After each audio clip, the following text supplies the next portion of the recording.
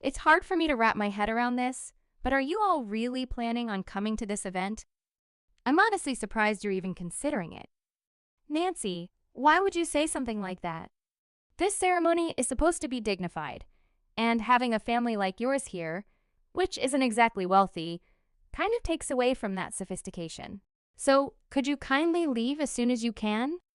On the day of my brother's wedding, our family's happiness started to fade when my brother's bride-to-be, dressed in her flawless white gown, spoke words that felt cold and heavy, overshadowing her beautiful appearance and casting a shadow over our spirit. She looked down on our family, aware of the others watching, leaving us completely taken aback. It seemed she believed our simple presence lowered the prestige of her world. Her baseless insults were directed only at us, showing a clear disdain for our family. Yet, in response to this unjust treatment, only our dad burst into laughter, as if to lighten the mood. "Hey, what an interesting situation," Dad said, his laughter surprising everyone around and bringing a moment of silence to the crowd. "I'm Karen, 22 years old, living a pretty normal life. I graduated from an average university and now work as an admin at a reputable company. Ordinary is probably the best word to describe my journey so far. My dad, on the other hand, is a renowned figure in neurology. After years at a university hospital, he started his own clinic. Now semi-retired, he focuses fully on brain research. The clinic is currently managed by a protege of his. My parents and friends often ask why I didn't follow in the medical footsteps. They expect a lot from me, but I always say the same thing. The responsibility of dealing with life and death is too much for me. I want to make a difference and help people, but that doesn't mean I'm ready to take on the noble role of a doctor." My brother James, however, chose differently. 3 years my senior, he's always been academically brilliant and got into a prestigious medical school directly. He's also quite handsome, which makes him popular. But his academic and social success seems to have changed him, especially after a certain point. Back when I was in high school, my brother's social life took off after he got into medical school. His dates became the talk of the town, and his trips home grew few and far between. Though he was supposedly immersed in university life, his social media painted a different picture, one where he was often seen enjoying the company of various women. This pattern didn't escape our father's notice, and it sparked a family argument when my brother dropped by home after weeks away. During this rare visit, my dad confronted him, visibly upset. "James, can you explain what exactly you're doing with your time at university?" James, ever the casual one, shrugged it off. "What's the big deal, Dad? I'm passing my classes and doing fine with my grades." But Dad wasn't having any of it. "It's not just about grades," he said sternly. "Being a doctor is more than that. You need to be able to understand and share the feelings of your patients." James, impatient, replied, That's such a hassle. Nowadays, if you're skilled, you can be anything. Can we not stick to these old-fashioned ideas?" Dad was taken aback and deeply upset by his response. James grew more defiant. "I can't stand this oppressive vibe. Please, just stop interfering in my life, Dad." During these exchanges, my brother boldly stated his views, not sparing me either. He made it clear he thought little of me, saying things like, "You're nowhere near my level. Clumsy as you are, you're lucky to have a brother like me." Every time he visited, he'd throw insults my way. Growing up, I'd always measured myself against him, which left me unable to stand up for myself. Despite finishing his medical studies, my brother hit a roadblock. He passed the national exam but couldn't land a job at any healthcare facility. He was confident in his abilities and even applied to 2 top university hospitals, only to be rejected by both. It turned out the issue was his attitude during the interviews. We learned what really happened through some of my dad's friends at those hospitals. Despite his qualifications, his lack of experience and, more importantly, his demeanor in those interviews seemed to be the deal breakers. My brother displayed an arrogant demeanor, confidently asserting that he could boost the hospital's finances, and openly mocked our father's advice to prioritize patient empathy with a disdainful chuckle. Upon learning about my brother's predicament, my father, torn between disappointment and hope, addressed him with a blend of calm and authority. "James, You'll start working at our family clinic for now, he proposed. My brother was taken aback. Why should I do that? My father calmly but firmly pressed on. It's a temporary measure until you find your footing elsewhere. Use this time to get back to the basics. James accepted, albeit grudgingly, his face a mix of resignation and discontent. His attitude toward our family was unmistakably filled with resentment. Yet, in his confusion and frustration, he was embraced by our father, who offered him a chance to start anew. Whether motivated by paternal love, professional ethics, or another reason, my father hoped James would evolve into a compassionate doctor. Despite this, James showed no signs of wanting to meet those expectations. Now employed at our father's clinic, patient grievances about him are frequent, and rumors of his poor conduct spread widely. Instead of improving, James's egocentric behavior has intensified within the clinic. He boasts about eventually succeeding our father as the clinic's director, causing unease among everyone. We're left to hope that, eventually, my father's sincere wishes will resonate with James. In the midst of this, James brought home a surprising guest to introduce to us as his fiancée A. "This is my fiancée A," he announced with assurance. We were rendered speechless by the abruptness of the introduction. While his fiancée A appeared sophisticated and well-mannered at first glance, there was something off about her demeanor and smile that made me uneasy. The way she looked at our family with a subtly arrogant smile raised questions and discomfort within me. I couldn't help but wonder what lay behind that unsettling presence. Was it all in my head, or was there something more to be wary of? The unease I felt since the day we met my future sister-in-law lingers. Despite my reservations, the wheels for my brother's wedding were set in motion. Since getting engaged, my brother, who once lived by himself, started coming home more often. Yet, these visits weren't about cherishing family time. They were about seeking financial aid from our parents for his upcoming wedding. Just the other day, he was asking for a significant sum for the wedding, I remember. "James," my father began, "I'm glad you're getting married, but as someone about to start a new family, you need to connect with each patient genuinely." "How many times will I hear this lecture?" "I engage with my patients enough," James retorted, clearly annoyed. "Then why do we keep hearing complaints?" "Some patients have even asked to switch doctors," my father countered, citing specific incidents to make his point. "Those complaints probably come from not meeting their expectations." "They should just listen and not complain all the time," James snapped back. My father, with a sterner voice, said, "Your attitude is the issue. It's affecting the hospital's reputation. You need to understand the seriousness of this." James, irritated, conceded, "Fine, I get it. Be more empathetic, right? If that's what it takes, then help me with the wedding costs." I want it to be memorable for Nancy. We were briefly moved by James's fervent appeal. After some thought, my father agreed with a condition. "Okay, James, but you must become a responsible doctor and a supportive husband." "Yes, Dad. I'll be the dependable doctor you envision." "If I keep my word, will you help with the wedding?" James promised. "Deal. We'll support the wedding," my father concluded, hoping James would live up to his promise.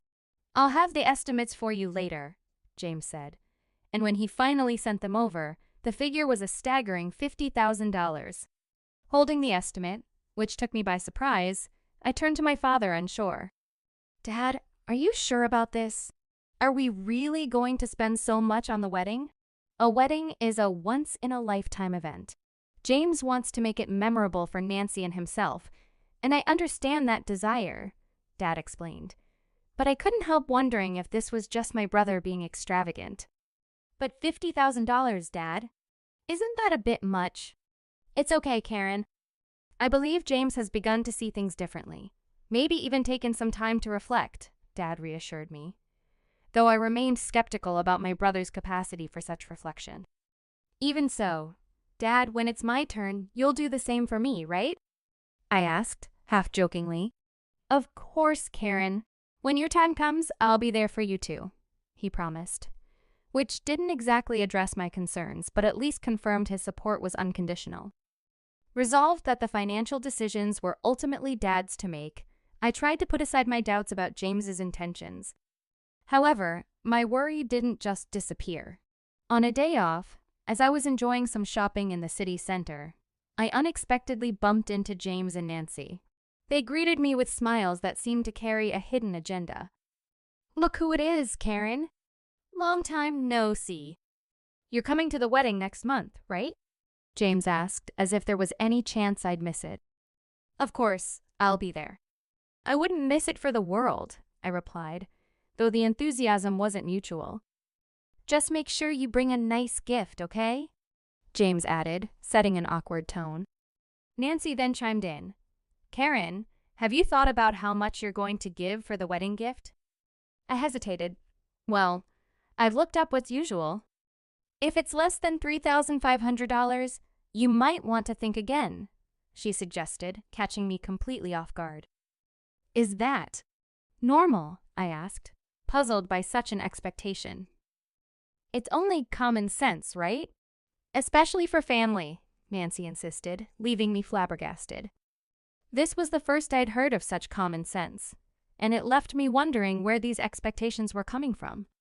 Understanding the usual range for a wedding gift from siblings to be around $800 to $12, I had initially decided to generously contribute $2,000 to steer clear of any potential friction. Yet being confronted with such a staggering and unexpected demand from Nancy left me dumbfounded. The audacity to suggest a gift of at least $3,500 was something I couldn't fathom. What assumptions were they operating under to demand such a significant amount, especially from someone not directly involved in the wedding? This incident only intensified the uneasy feelings I had harbored since our first encounter, painting my future sister-in-law as someone who might prove challenging to get along with. After processing the shock, I discussed this development with my parents back home. To my surprise, they maintained a composed stance and concurred that $2,000 was a fitting sum for a wedding gift.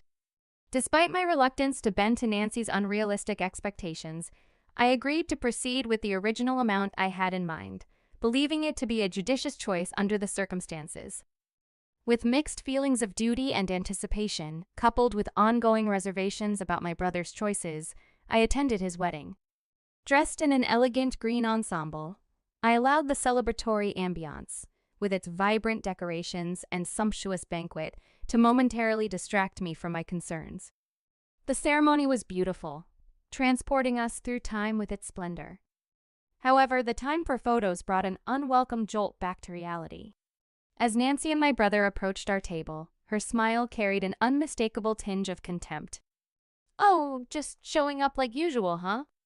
Having a poor family here really drags down the whole events class. Maybe you could leave a bit early?" she suggested with a sneer. Her words were like a slap in the face, igniting a fury in me I hadn't known before.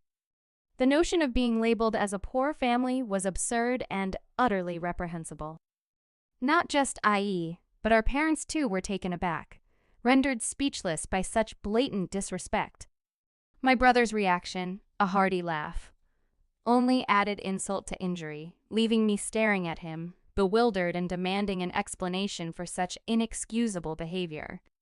My voice shook as I confronted my brother. "Wait, how can you just stand there? Why would Nancy say something so terrible?" I demanded an explanation, puzzled and hurt. James's response was filled with a smug arrogance. "Because it's true. You're looking at the winner here.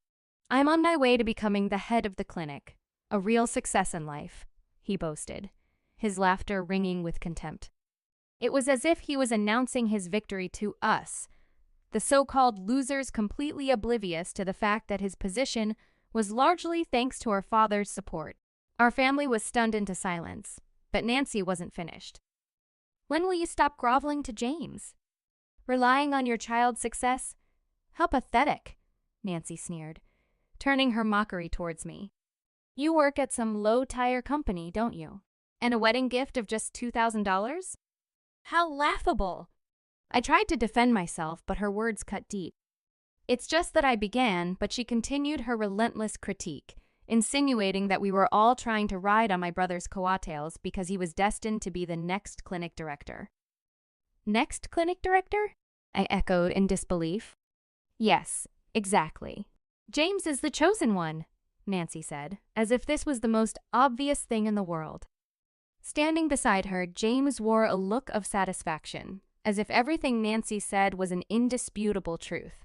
According to Nancy, our family was financially struggling, a narrative my brother seemed to have shared, painting himself as the clinic's future leader, a claim that was news to everyone, including the current director.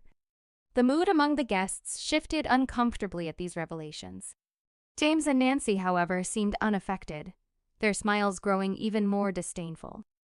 But the moment that changed everything was when my father suddenly burst into laughter. His deep, hearty laughter filled the room, altering the atmosphere entirely. "What a splendid joke this is," he declared, still chuckling. Feeling uneasy, I turned to him for some kind of reassurance. "It's fine, just let it go." "Let's head home," he said, still laughing. His laughter somehow made it easier to breathe, reminding us that the value of our family couldn't be diminished by such baseless arrogance. I stood there, shocked, as my father announced we were leaving the wedding early. "We're not welcome here, just seen as a poor family to mock," he said with a resignation that took me by surprise.